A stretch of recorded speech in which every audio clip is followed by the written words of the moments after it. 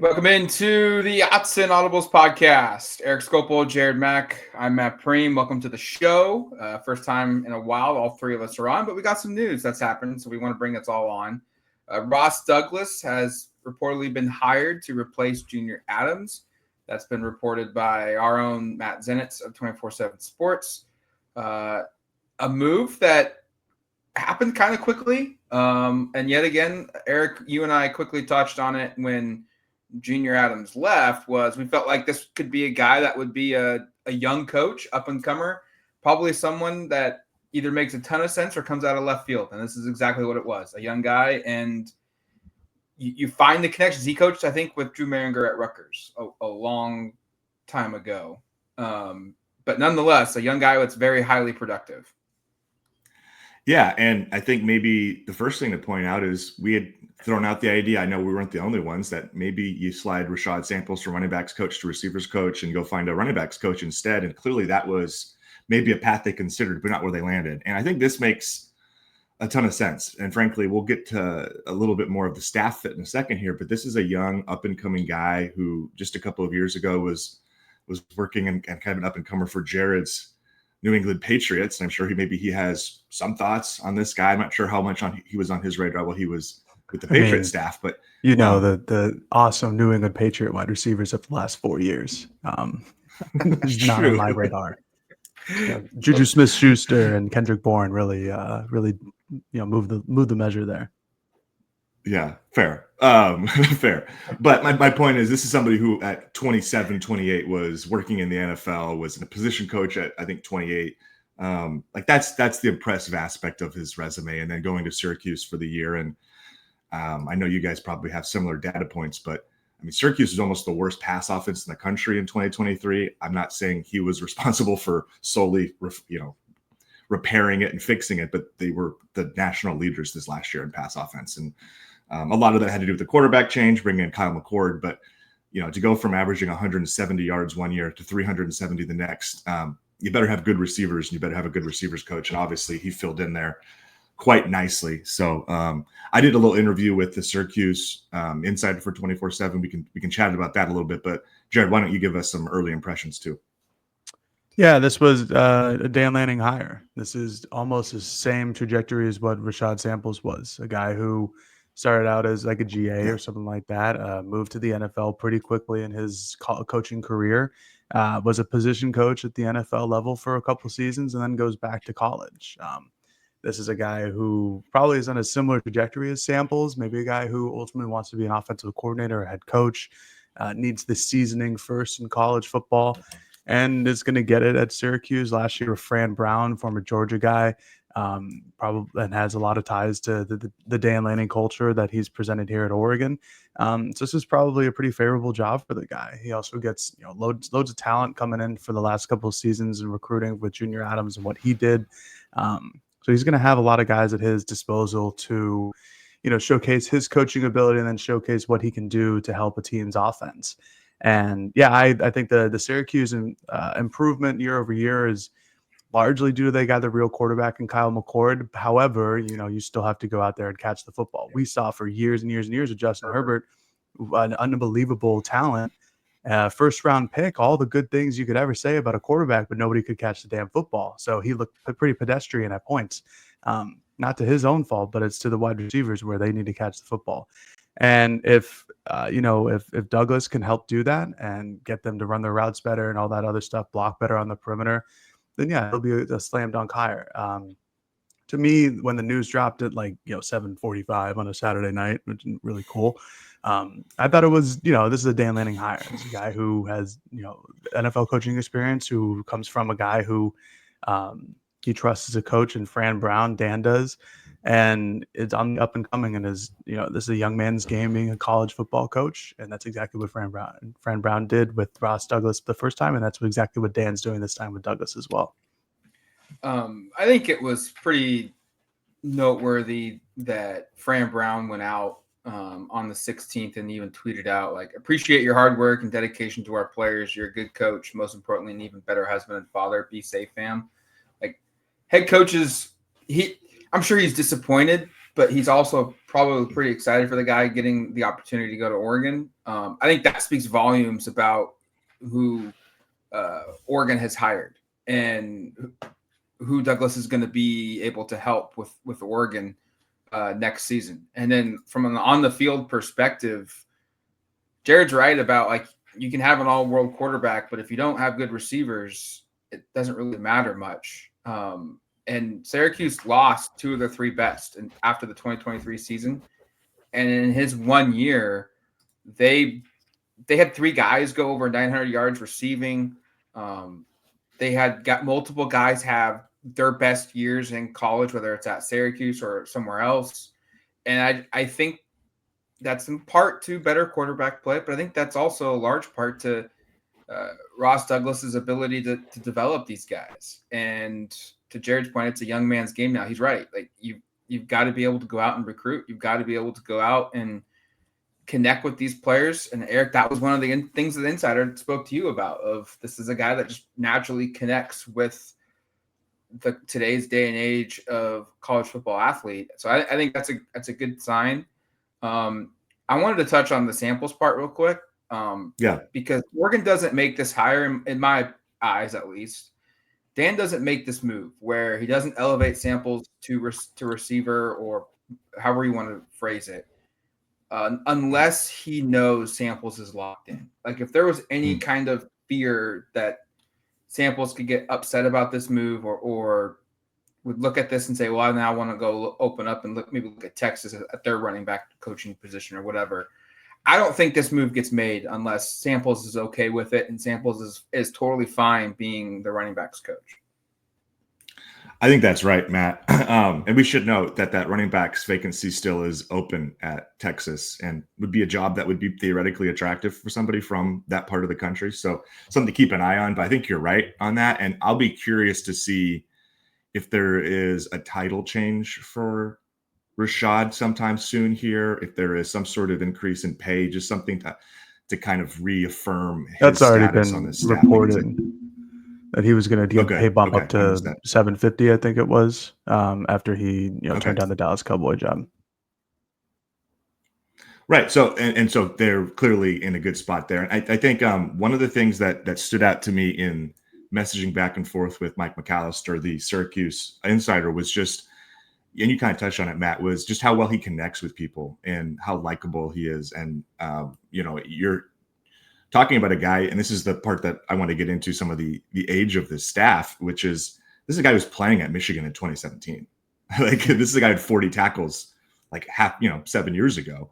And it just speaks to the fact that these are people that have been in the game recently. He had an opportunity professionally that I think didn't really last very long. He just jumped right on into coaching, and that's sort of the path now for some of these young guys. Is you play you try to play out your pro career, see if you have an opportunity, and if you don't, you just jump right in and you go be a GA somewhere. You go find yourself on a staff somewhere in the NFL and some sort of minor role. So that's the path he has taken, and it's a similar one to the guys on this offensive staff. And I was just, before we jumped on here, finding the average age of the offensive staff assistant coach. Do you guys want to wager a guess what the age is on average of the 5 offensive assistants? 36.8. What'd you guys say? Go ahead, Jared. 36.8. 39. 32.2 for the offensive coaches. Nice. Yeah. And so Ross Douglas is 30. Rashad Sample is 30. Alik Terry's 29. And then we got Will Stein at 35. And Drew Maringer, the old head here, at 37. Kind of weighing down the average. So, I made this point a couple times before about what I think Dan is trying to do with assistant coaches. And I think he's basically trying to get a bunch of these young guys together. I think I've used the term incubator, just a place to kind of get them, all these bright young minds together, working together. To try to build something really special, and with the understanding, and Matt's touched on it, and kind of in similar, I think, fashion to what we saw with Fran Brown, with the understanding that, like, at some point, yes, Junior Adams is going to take a receiving coach job. Yes, Rashad Samples is probably not going to retire as Oregon's running backs coach, but trying to be a place where young, talented, up and coming coaches can thrive. And I mean, this staff is got to be about as young as there is of any, especially any, aspiring to win a national Power championship. 5 level for sure. Yeah, right. And so that speaks to the trust that Dan has in this group, because this is a very, very young offensive staff. Again, everybody in the staff is basically 29 to 37. And that only includes the full-time assistants. That's not talking GAs and analysts and all that, because I think if you throw those names in and those average ages in, It's you're even probably younger. looking even younger. Right. Mm-hmm. Yeah, and I think that's we mentioned on this show before too, but that's kind of what the NFL is doing too. Like this is a trend, at least on the offensive side of the football, and the collegiate and professional levels. Like the younger generation of offensive minds are the guys who are kind of taking over. And you look at obviously Sean McVay is older now, but when he first took over, I think he was 29, 30. Mike McDaniel down in Miami. Shanahan has been around the block from San Francisco. Like this is a trend. KOC in Minnesota is another younger guy. Like these are trends that have been being followed in the NFL for the last couple of years in terms of the younger offensive coach, coordinator, head coach. Dan himself was a young old head coach at I think, what is he, 36, 37 when he was brought into Oregon. Like this is a trend that's been going on, and I think it's fine, honestly, for Oregon. I think it's been working in years past. When Kenny Dillingham was the offensive coordinator, he was basically fresh out of college. Like these are things that have worked in the past couple of years, and they're things that work now, and they're things that are probably going to work in the future. This is just the next generation of head coaches or offensive coordinators or defensive coordinators. So I like the youth movement. I think it really helps in college football, probably more than it does in the NFL, just because there is the need to be in some sort of similar age bracket. When talking to recruits, like I don't think Bill Belichick has this advantage to him when he's 50 to 55 years older than some of the kids he's talking to. While Oregon's, if Douglas or if Will Stein goes out and talks to a kid, they're, a decade older than them. There's still things that they can talk about and try to recruit and get that personal connection with the coaching staff here. So I think that's going to help in the long run in recruiting.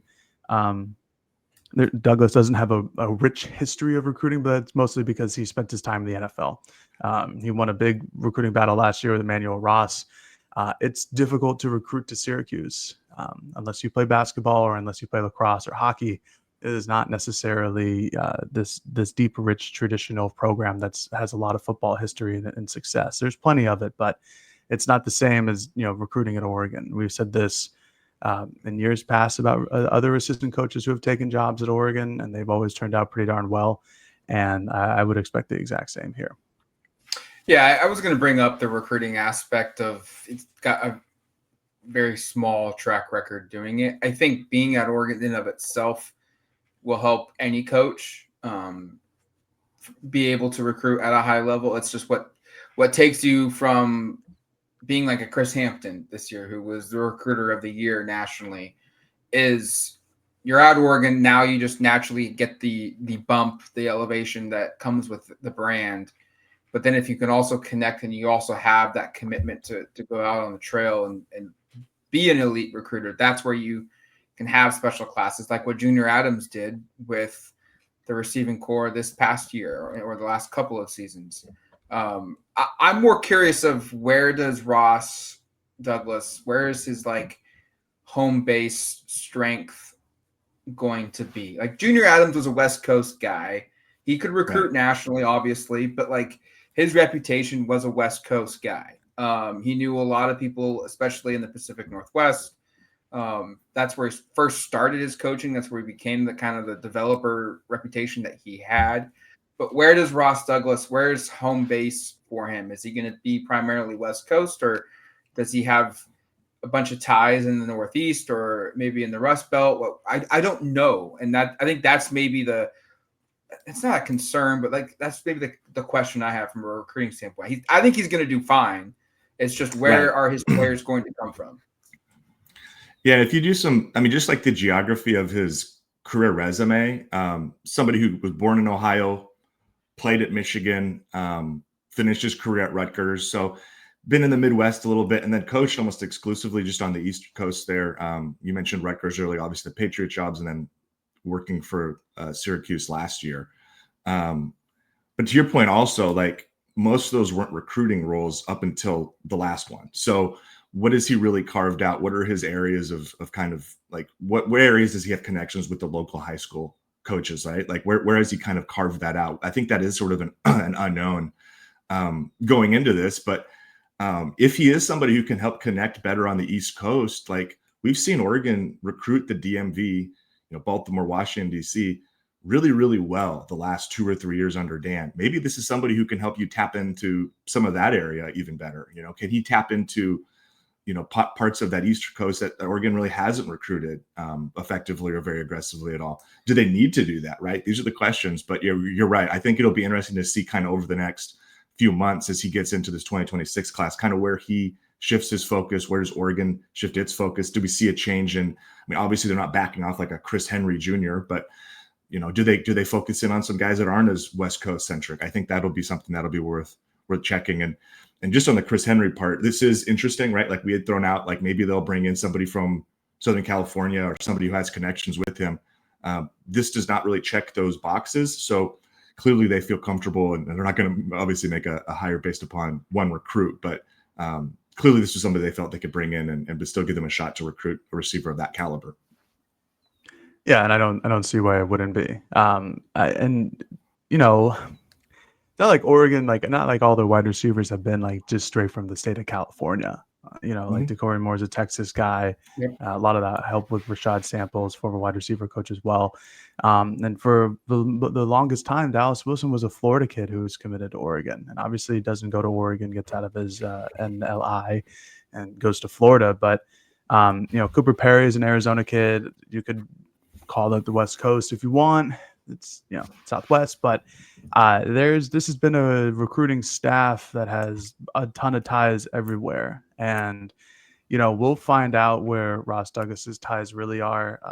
I think it's a pretty safe assumption to say a lot of them include like the New England East Coast part of the country, just because of his tenure. But those Patriot coaching staffs of the last couple of years, there's a lot of guys who go in their own directions. Jed Fish was a part of that coaching staff, and now he's at Washington. Before he was at Arizona. Like, there's a lot of people who have gone to different parts of the country who, maybe work in the high school levels, maybe work in the college and the professional, but a lot of people have gone through those doors in Gillette the last couple of seasons while Ross was there. So I think that there's plenty of opportunities to be a good recruiter. I think the Oregon namesake, like you guys talked about, will help him, immediately when he steps foot on campus. And the whole staff is in on recruits. A lot of other programs, it's like, the wide receiver coach talks to the wide receivers, the blah, blah, blah. You get it. This is a different type of staff where if there's more of a personal connection, like that's the guy who's going to talk to him. Like Samples with DeCorey and Moore, and Dan will come in, potentially be the closer. I think it obviously helps to talk to the position coach, but there's just a lot of dogs on the staff who can go and recruit, and that's why they've been doing it so well. So I would expect Douglas to do the exact same. I agree with that's a good point of the staff recruiting point in the peer recruiting. Anything else on Ross, or do you want to move to the outgoing assistant coach that could have some impact here? Okay, I'm good. Mike Cavanaugh, Oregon's analyst, offensive line coach. You may not have heard his name very often. Probably, he doesn't really get to speak with us all that often, if at all. I don't think he has. I don't think we ever talked to him.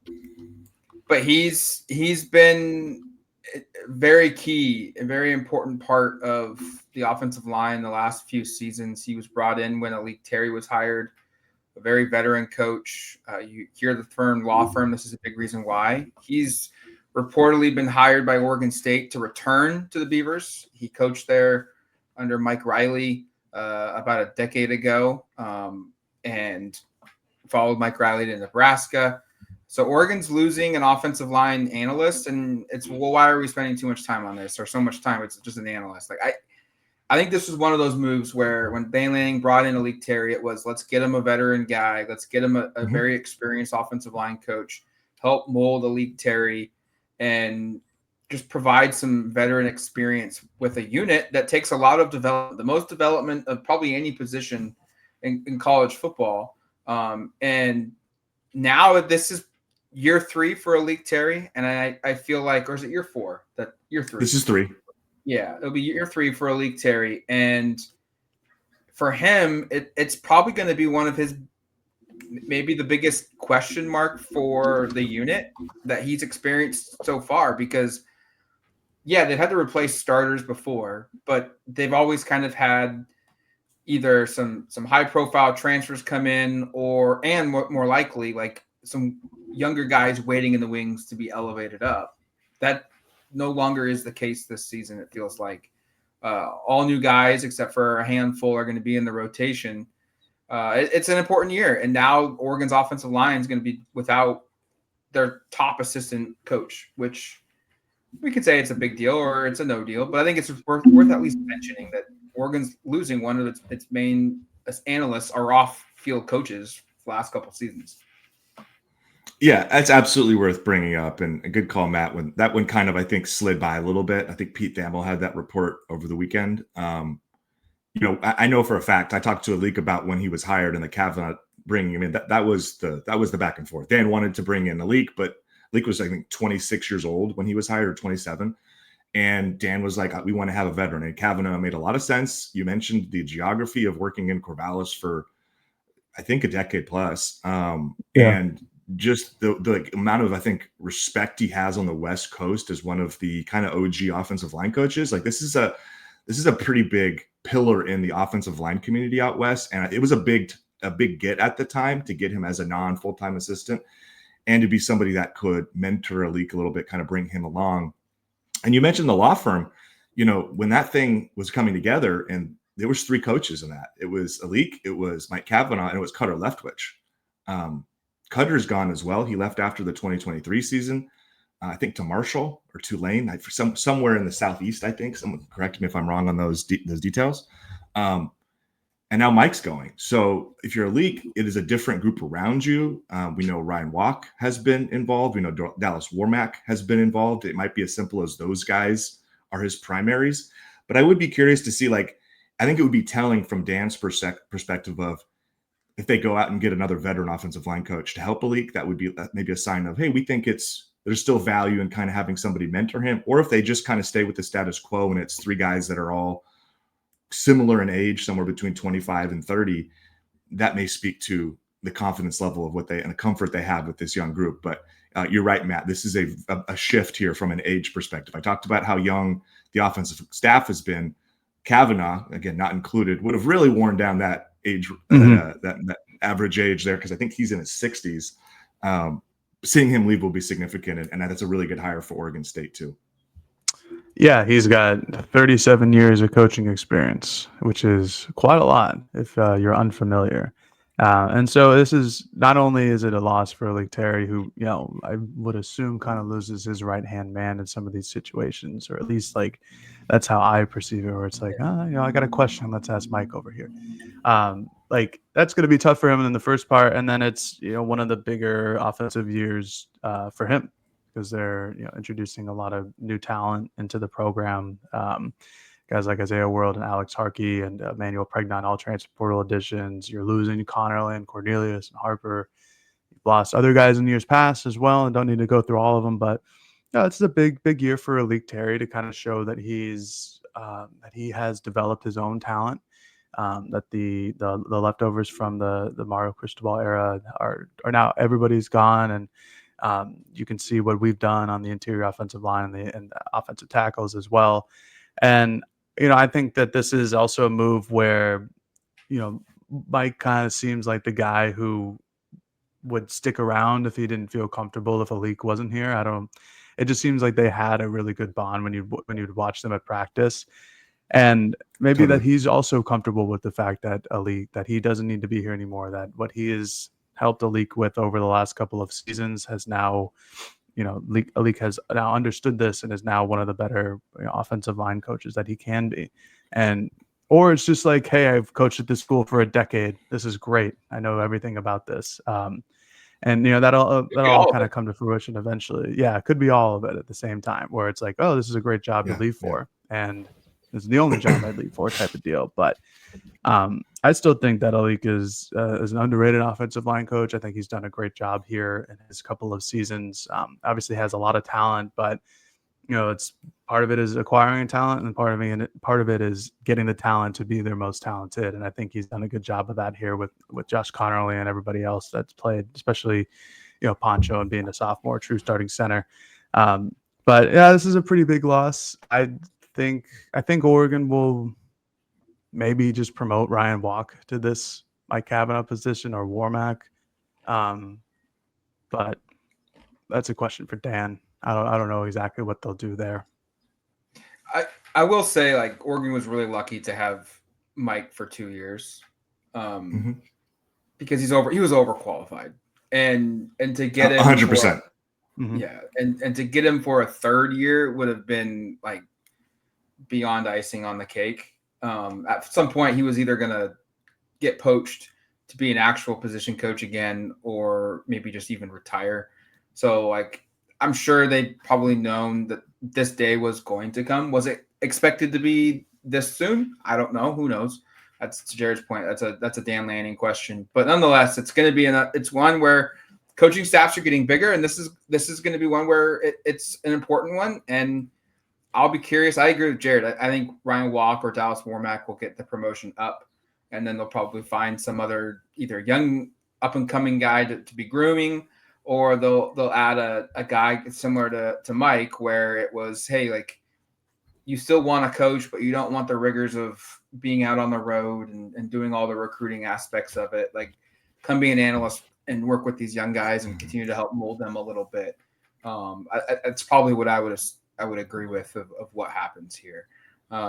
Coaching changes are always in flux. We'll see what happens with Oregon. They still haven't officially announced Ross Douglas. There's nothing. I don't think there's any fear of that not happening. But Ross Douglas has already like kind of wiped out his Twitter profile, and he's just kind of empty right now. Well, and to your point, like, Syracuse's head coach was like, bye. So it seems like it's probably accurate. It's a good point. That's a way good to put it. Bye. See you later. And that's going to do it for us. So we will also say goodbye. Bye. Here on the Autzen Audibles Podcast. Thank you for listening to the show. We'll be back later this week with more. But go to duckterritory.com in the meantime for more Oregon Duck football, basketball, baseball, softball. Right now, everything's on the site right now. So go check it out. Until the next one, you've been listening to the Autzen Audibles Podcast. Talk to you later, folks. Peace.